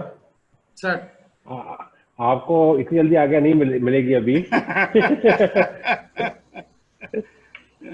अभी हमारे साथ सिंगर साहब भी जुड़े हुए हैं और डीके गांधी जी भी जुड़े हुए हैं। Gandhi ji, can you hear me? Yes sir, I am available sir. Sir आप प्लीज अपना वीडियो तो ऑन नमस्कार कीजिए। Sir. Gandhi okay ji, sir, video तो ऑन कीजिए प्लीज। अभी कर रहा हूँ सर मैं। सर, जब आप ये बात कर रहे हैं सारी एडजुडिकेशन वाली, जो हमारा सारा टॉपिक का बेसिस था, सर एक बात आ रही थी मन में मेरे बार बार कि इन्होंने सेक्शन 2 के सब सेक्शन 4 में डिफाइन किया है एडजुडिकेटिंग अथॉरिटी, जैसे कि आपने पॉइंट आउट किया, और इसी तरह सेक्शन 2 के सब सेक्शन 91 में प्रॉपर ऑफिसर को इन्होंने डिफाइन किया। दोनों की डेफिनेशन अलग अलग है, दोनों लोग अलग अलग हैं। तो क्या ये कहीं आवश्यक तो नहीं कि इनका अपॉइंटमेंट भी अलग अलग हो, कि सिर्फ एजुकेटिंग अथॉरिटी की पावर यूज करने से ही power proper officer educating authority बन जाएगा? ऐसा है कि एडजुडिकेटिंग अथॉरिटी को देखिए, कह रहा है एक्ट, एडजुडिकेटिंग अथॉरिटी को एक्ट बना रहा है। हाँ जी, हाँ जी, एनी ऑफिसर अपॉइंटेड और ऑथराइज्ड। एडजुडिकेटिंग अथॉरिटी को एक्ट बना रहा है, और जी, प्रॉपर ऑफिसर को जो प्रॉपर ऑफिसर है उसको नॉमिनेट कौन कर रहा है? उसको स्टेट कमिश्नर कर रहा है, उसको स्टेट कमिश्नर कर रहा है। समझ रहे हैं आप? नहीं जी जी, तो वो किसको बना रहा है? कह रहा है एनी अथॉरिटी अपॉइंटेड और authorised, any authority authorised to pass any order और डिसीजन। हमने प्रॉपर ऑफिसर बना दिया 291 में, टैक्स कमिश्नर ने प्रॉपर ऑफिसर बना दिया, तो वो क्या हो गया? वो प्रॉपर ऑफिसर हो गया। अब वो एक्ट में वो कह रहा है कि तुम एडजुडिकेट करोगे, तुम ऑर्डर पास करोगे। एक्ट में कहना तुम ऑर्डर पास करोगे। कौन? प्रॉपर ऑफिसर ऑर्डर पास करेगा, सुनवाई करेगा, फलाना करेगा, ढिमाका करेगा। तो क्या हुआ कि वो प्रॉपर ऑफिसर कौन हो गया? Proper officer appointed. Adjudicating authority देखिए, अपॉइंटेड और authorised to pass any order और डिसीजन अंडर दिस एक्ट। जो आदमी प्रॉपर ऑफिसर बना दिया गया माने अपॉइंटेड है वो प्रॉपर ऑफिसर, और authorised to pass any order और डिसीजन अंडर दिस एक्ट। वो प्रॉपर ऑफिसर जहां जहां अधिनियम में सर आवश्यकता ऑफिसर को ऑर्डर पास करने की शक्ति दे दी गई, वहां वहां अधिनियम ने स्वयं उसको एडजुडिकेटिंग अथॉरिटी बना दिया है बाय वर्च्यू ऑफ 2(4). और जो अपॉइंटमेंट है वो उसका जो नेम है, पदनाम है, वो प्रॉपर ऑफिसर। तो सर इसको 2 सेक्शन में जाने की क्या आवश्यकता पड़ी होगी इनको? हाँ, इसलिए पड़ी, वो भी समझ लीजिए क्यों पड़ी। 291 में 291 को जब आप कमिश्नर के साथ पढ़ेंगे तब आपको समझ में आ जाएगा कि पढ़ेगी। इसमें देखिए, अब आप पहले 4 को पढ़िए। वो निकाले दे रहा है किसको? दी कमिश्नर को, but does not include the commissioner. Commissioner को निकाल रहा है कि एडजुडिकेटिंग अथॉरिटी तुम नहीं रहोगे। और 2 में कहा है कि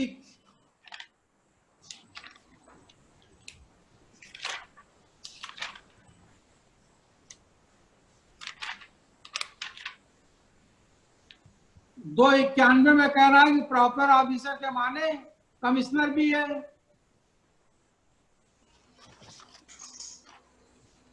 और वो अफसर भी है जिसको कमिश्नर ने ये काम करने के लिए अधिकृत कर दिया है।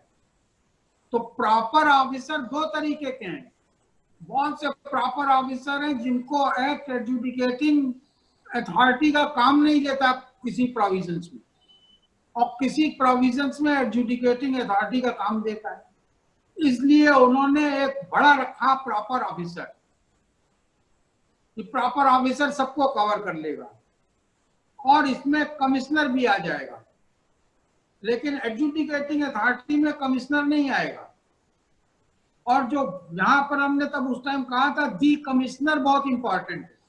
दी कमिश्नर क्यों इंपॉर्टेंट है? जो कमिश्नर की डेफिनेशन देते हैं उस कमिश्नर में उन्होंने कहा commissioner means the commissioner appointed by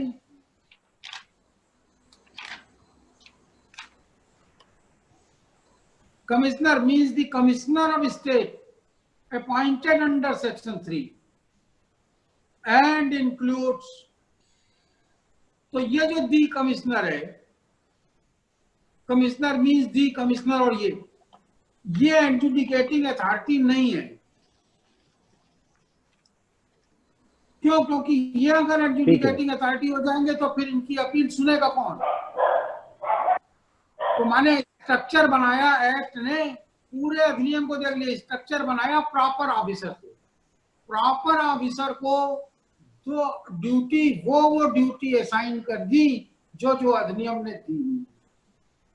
तो अगर कोई प्रॉपर ऑफिसर हो गया तो उस प्रॉपर ऑफिसर को एडजुडिकेशन की शक्ति उन प्रावधानों में ऑटोमेटिक मिल जानी है जहां जहां पर उसको दी गई। Thank you sir. तो इसके साथ ही मैं एक छोटा प्रश्न लेना चाहूंगा जो आया है चैट बॉक्स में। श्री सीएम बंसल साहब ने पूछा है whether show cause notice can be revised or amended.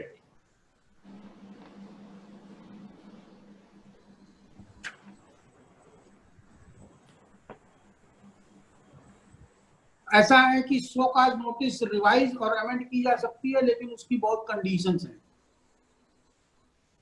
ये अपने आप में एक अलग विषय है। सब्सटेंशियली चेंज नहीं होगा, सब्सटेंशियली चेंज नहीं हो सकती, लेकिन रिवाइज या अमेंड की जा सकती है prior to making the order. ठीक है, thank you sir. Gandhi ji, you are there? Yes, sir. Yes, sir. हाँ जी, you are saying something? No, sir. भाई साहब के कहने के बाद, इस लेक्चर के बाद कुछ कहने की कुछ बचता कहाँ है? कुछ नहीं बच रहा है। अभी तो जब शो कॉज नोटिस आएगा और हम लोगों से जवाब नहीं बनेगा तब हम लेंगे ना, सहायता लेंगे हम। अभी तो कोई आवश्यकता लग नहीं रही क्योंकि शो कॉज नोटिस ही नहीं बन रहा। बाकी जो डिस्क्रिप्शन वाली बात गाइड करी है दैट इज वेरी इंपॉर्टेंट। उसके लिए हम लोग पहले से भी हैं प्रयासरत। तो कि 10% वाला भी बड़ा दिक्कत वाला काम है। लिमिटेशन एक्ट का भी जो है, जो सेक्शन 5 है, that should also be there. वो ओरिजिनल टाइम से ही हम लोगों का चल रहा है, लेकिन अभी उस पर कंसीडर नहीं हुआ है। But any how let us hope कि वो भी होगा। Thank you so much Dinesh भाई साहब ने जितना हमें गाइड किया है, जितना सरल में।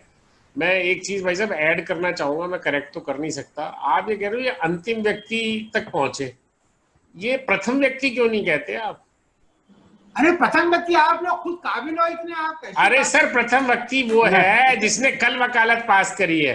अंतिम व्यक्ति हम हैं जो वकालत पास करे 30 साल हो गए। तो हमें भी उतनी जरूरत है, उसे भी उतनी जरूरत है। मेरा ये कहना है सर।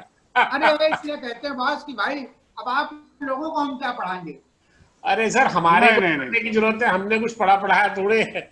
हम तो जीएसटी को सर 3 साल से वकीलों ने पढ़ा ही नहीं था, ये सोच करके कि भैया ये अब होने का नहीं है। लेकिन अब हमने 30 बार में इतना पढ़ा है कि वास्तव में अब हम कहीं खड़े होने लायक है। नहीं तो सबको लग रहा था कि जीएसटी जो डोमेन है बिल्कुल सीए लोगों का हो गया है, लेकिन अब लग रहा है कि नहीं, ये डोमेन उनका जितना है उससे ज्यादा हमारा भी डोमेन है। नहीं, उनका इतना डोमेन नहीं है। मैं आपको बताऊं, जब शो कॉज नोटिस आएगा जी तो सीए उसको फेल कर जाएगा। सीए इसलिए फेल कर जाएगा कि सीए को फंडामेंटल लॉ का कॉन्सेप्ट नहीं होता, प्लीडिंग का कॉन्सेप्ट नहीं होता, वो कैलकुलेटिव पार्ट में उलझ जाता है। सर बात तो ये है कि जितनी कंप्लायंस के ऊपर जोर है वो तो सारा लॉ ऐसा हो रहा है कि शोकाज नोटिस इशू ना होने पावे, सारा जोर ही इस बात पे है। सारी इवन अभी आप बताऊं मैं 2 साल का एक्सपीरियंस कि जब बैलेंस शीट बन रही है तो जीएसटी के भी एंगल से वो जबरदस्ती देख करके कि इस बात पे नोटिस इशू ना आए, पहले ही एडमिट कर दो, पहले डीआरसी 3 कर दो, जबकि हम लोगों के उसमें है, डीएनए में है कि भैया बिना नोटिस के हम कोई जमा ही नहीं करेंगे। हाँ हाँ सही है। वो प्रैक्टिकल पार्ट है कि वो पहले से ही उसको सरेंडर कराए दे रहे हैं और इसीलिए सामाजिक दृष्टिकोण से ही दिक्कत है, बाकी तो कोई दिक्कत है ही नहीं सर। बाकी आप देखिएगा हर शहर में 2-2, 4-4, 5-5 लोग रह जाएंगे और बड़े ही बड़े केस होंगे। हाँ जी, हाँ जी, बड़े ही बड़े केस होंगे और शोकाज नोटिस का जवाब धीरे धीरे बहुत टिकलिश होता जाएगा, क्योंकि सिंपल केस नहीं फंसेगा। सिंपल केस में तो वही बात है जो आप कह रहे हैं, जमा कर देगा फलाना है। और जो सीए का कल्चर है, सीए का कल्चर तो ये है कहीं भी कोई रेड हो उसको बुला लीजिए जी, उसको कॉन्फेस कराना है, यस, एडमिट कराना है, सरेंडर कराना है। सरेंडर करवाना हो तो उसको बुला लीजिए। और कोई भी अधिकारी, खासकर इनकम टैक्स वगैरह का, जी, अगर आप कह दीजिए रेड के दौरान एडवोकेट को बुलाना है तो तैयार नहीं होगा, और सीए को बुलाना है तो तुरंत तैयार हो जाएगा। बिल्कुल सही बात। क्योंकि अभी तक तो ये होता ना था कि 2-2, 3-3 टाइप की उनकी बैलेंस शीट, कोई भी सीए ऐसा ना हो कि रेड हुई हो और 2-2, 3-3 बैलेंस शीट ऑडिटेड न मिल गई, कॉन्ट्राडिक्टरी। बहुत सुंदर। Right sir, thank you thank Vikram you, जी। Thank you Gandhi ji, thank you जी। हाँ हाँ, आप कंटिन्यू करो sir. Over to you Singhal साहब। सर थैंक यू विक्रम भाई। दिनेश भाई साहब, सर बहुत आनंद आया क्लासरूम में बैठ करके, किताब खोल करके, और जिसमें से 73-74 एक तरफ से चल रहे थे आप और शब्दों की व्याख्या कर रहे थे, बहुत आनंद आया। बहुत दिनों बाद इस तरह से कोई पढ़ाने वाला मिला, मजा आया। मतलब बहुत कुछ नया जानने को मिला। ये आपने कही जो गांधी जी ने कहा, बिल्कुल ठीक कहा, ये पहले के लिए भी उतना ही महत्वपूर्ण है जितना आखिरी के लिए। प्लीज। अच्छा, 2 बातें जैसा मैं कहना चाहता था। एक तो ऐड के लिए, एक सज्जन का प्रश्न आया मेरे पास, आज ही सुबह की बात थी।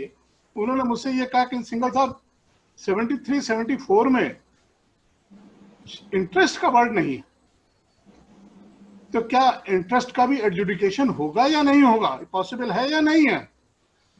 तो मुझे देखना पड़ा इस चीज को। तब मैंने ये पाया वाकई, एक तो Godavari commodities limited union of India 2019, और दूसरा एक अभी रिसेंट केस था Mahadev construction company, Jharkhand high court के दोनों। इसमें उन्होंने कहा जिस तरह एडजुडिकेट होगा। हाँ, तो उन्होंने कहा 73 इस पर एप्लीकेबल होगा, सिर्फ उसको नोटिस इशू कर देने से 51 की, मतलब इंटरेस्ट की नोटिस इशू कर देने से काफी नहीं है। और वही 79 का भी है। 79 में रियलाइजेशन आप तभी कर सकते हैं जब उसका एडजुडिकेशन हुआ हो, मीन 73-74 एप्लीकेबल होगा 73 उसका। तो मैं समझता हूँ एक तो ये बात सर बहुत थोड़ी सी आज ही की थी। और एक महत्वपूर्ण सर थोड़ा सा प्रश्न आ रहा है, काफी दिनों से घूमड़ रहा था दिमाग में, हो सकता है थोड़ा सा विषय से इतर हो।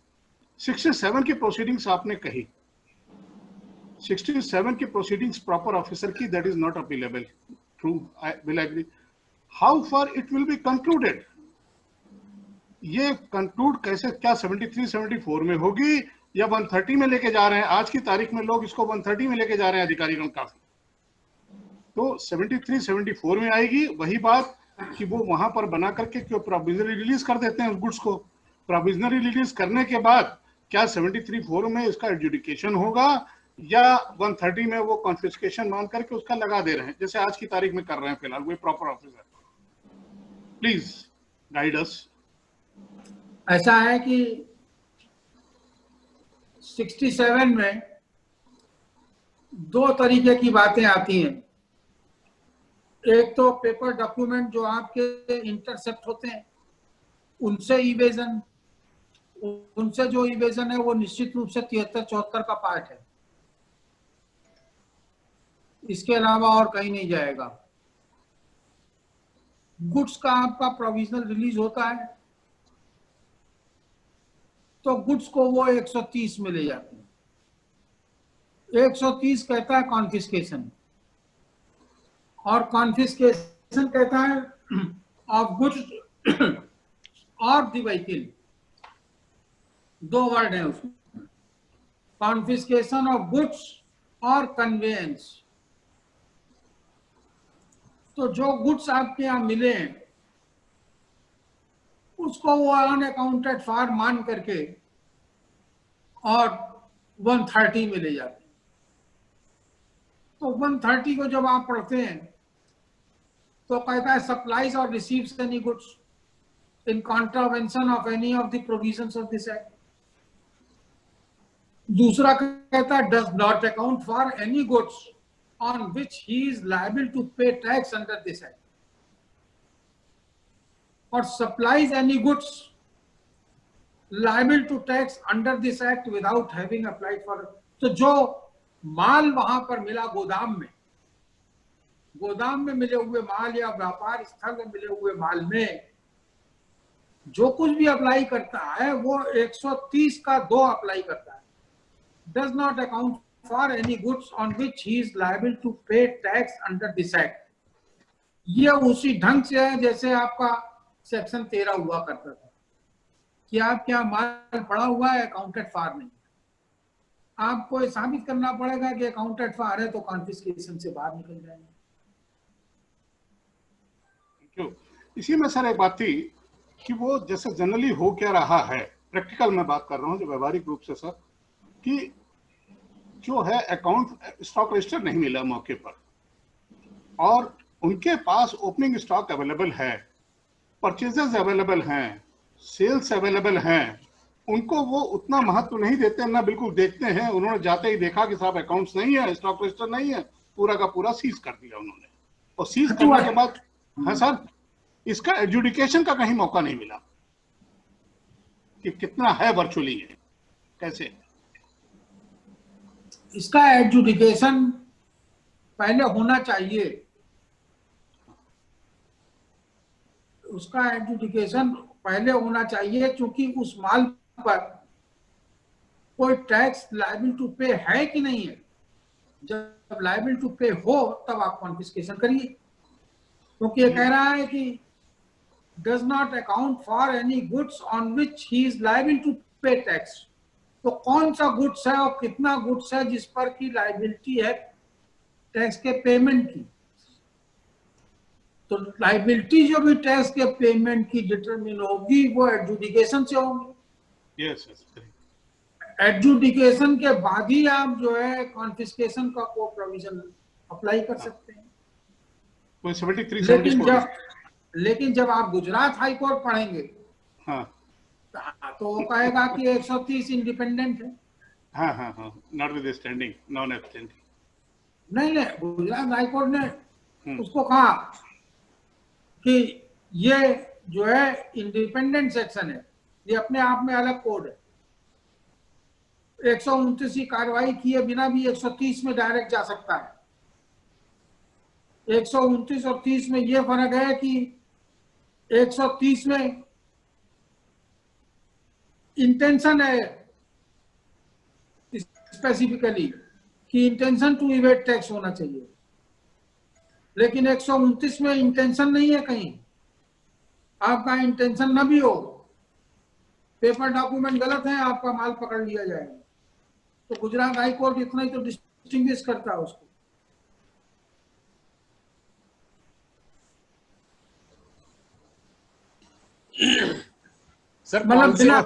सर कौन से केस में किया है जी?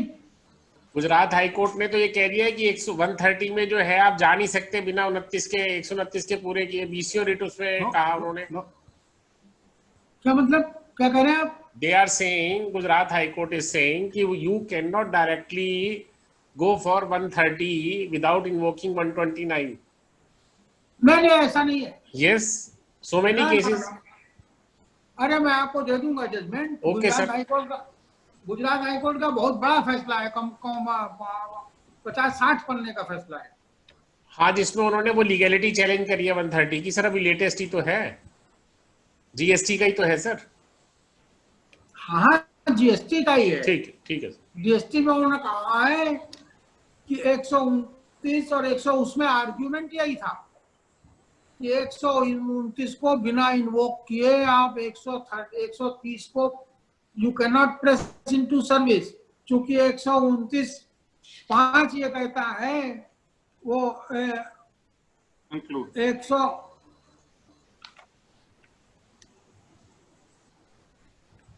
129 कहता है अगर रुपया जमा नहीं किया है तो कॉन्फिस्केशन की प्रोसीडिंग चलेंगी 6 कहता है।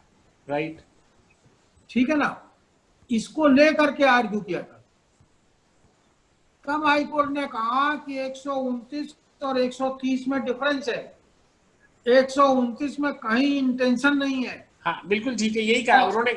हाँ, व्हाट दे हैव सेड और 100 जी उसी जजमेंट पढ़ेगा, उसी में आपको मिल जाएगा। और 130 में इंटेंशन है,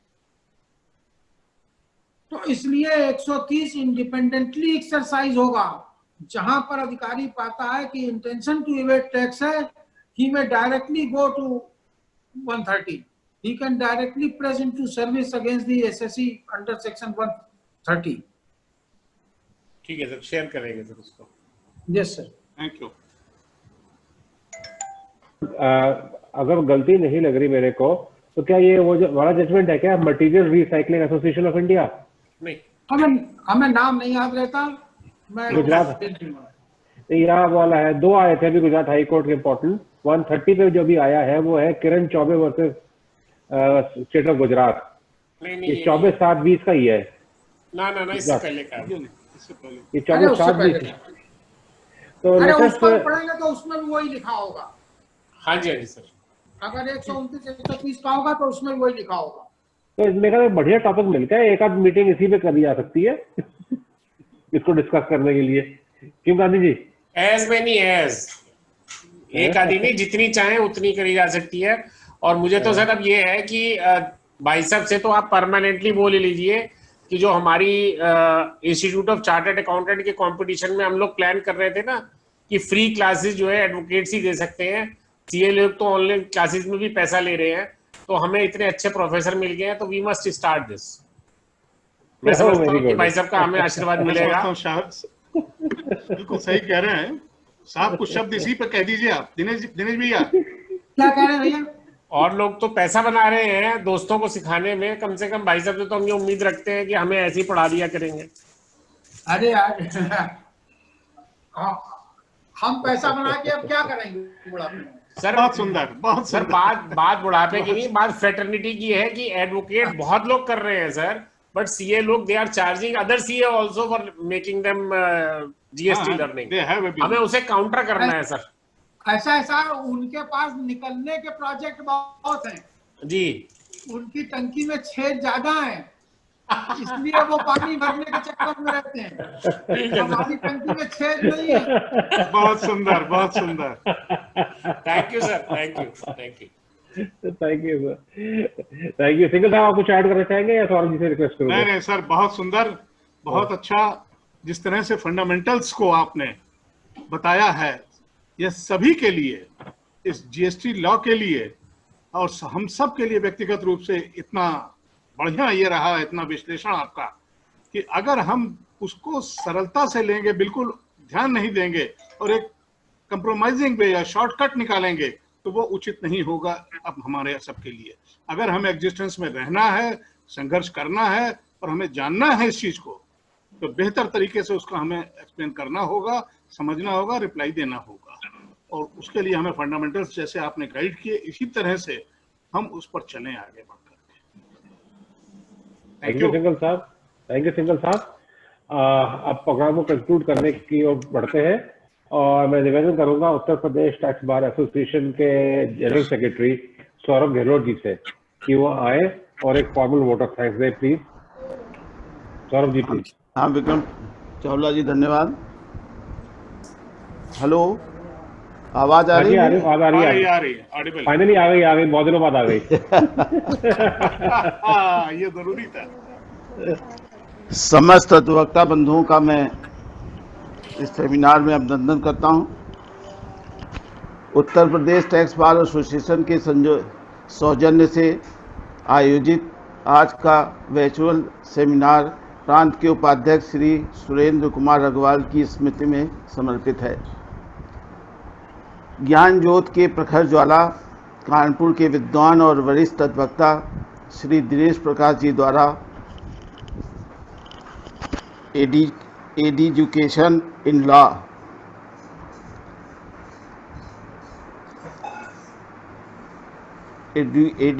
एजुकेशन इन जीएसटी के अंतर्गत शो काज नोटिस के संबंधित जीएसटी के प्रावधानों पर सरल और सुगम भाषा में विधिक उद्बोधन किया गया। विस्तार से चर्चा की गई। प्रावधानों के बिंदु वाइज सूक्ष्मता से विश्लेषण किए गए, जिससे कि प्रांत के समस्त अधिवक्ताओं का ज्ञानवर्धन हुआ। प्रांतीय संघ के अभियान में आपकी गौरवमयी उपस्थिति से अधिवक्ता बंधु अपने को गौरवान्वित महसूस करते हैं। प्रांतीय संघ की ओर से आपका हार्दिक नंदन करते हुए आपको धन्यवाद और साधुवाद ज्ञापित करता हूं तथा आग्रह करता हूं कि आप प्रांतीय संघ से अपना सानिध्य बनाए रखेंगे। बहुत बहुत धन्यवाद, बहुत बहुत आभार। धन्यवाद सौरभ जी। और अब मीटिंग क्लोज करने के लिए, ऑफिशियली क्लोज करने के लिए मैं निवेदन करना चाहूंगा उत्तर प्रदेश टैक्स बार एसोसिएशन के वाइस प्रेसिडेंट श्री अशोक अग्रवाल जी से कि वो आए और मीटिंग को फॉर्मली क्लोज करें। अशोक अग्रवाल जी please. Thank you Vikram ji. आज की यह सभा 31वीं सभा जो अपनी है, यह बड़ी गर्मामयी रही है। 30वीं और 31वीं दोनों सभाएं जो एजुकेशन पर रही हैं, यह बहुत रही हैं। हम दिनेश प्रकाश जी के आभारी हैं कि इन्होंने बहुत ही सुंदर और सहज शब्दों में अधिनियम और नियमावली का विश्लेषण करते हुए विधिक पर चर्चा, न्यायिक निर्णयों का समावेश करते हुए हम सबको एक अच्छा ज्ञान दिया है। हम आपके प्रति आभार व्यक्त करते हैं। विक्रम जी से अनुरोध करेंगे इस सभा को अपने विसर्जित करने की कृपा करें।